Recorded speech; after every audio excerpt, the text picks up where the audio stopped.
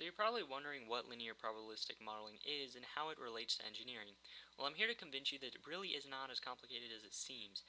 Typically, we'll start out with a data set that relates to variables. It's important to note that the expected value of y should be a linear function of x.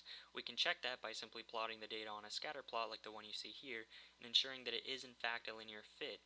In the regression model, we're working with parameters beta naught, beta 1, and sigma squared, but don't let what seems like a bunch of statistical jargon confuse you.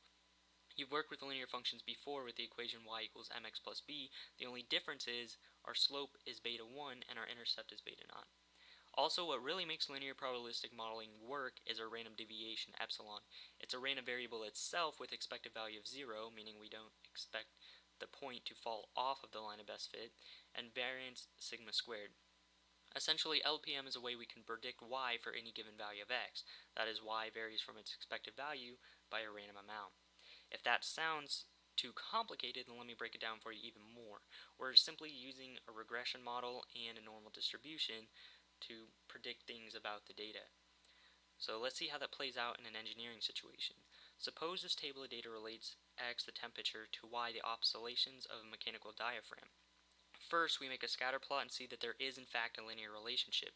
The green bracket you see here is just a visual way to represent our random deviation that I talked about earlier. Since now we have our line of best fit and a value for the variance, we can now use this regression model to predict the efficiency of the diagram for any given temperature. For instance, what is the probability the efficiency is greater than 3 when the temperature is 210 degrees Fahrenheit? Well, that's easy. We have an expected value and a standard deviation, so we have everything we need to solve for the probability using a normal distribution calculator, and there you go.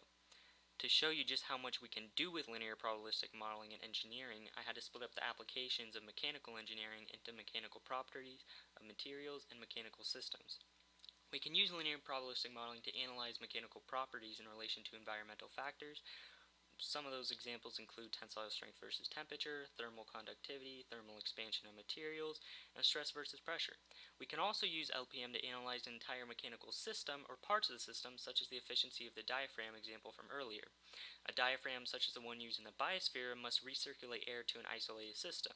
So we could theoretically use linear probabilistic modeling to find the probability the diaphragm oscillates less than the minimum required to sustain the biosphere given the changing temperatures of the desert, which is a really important engineering application.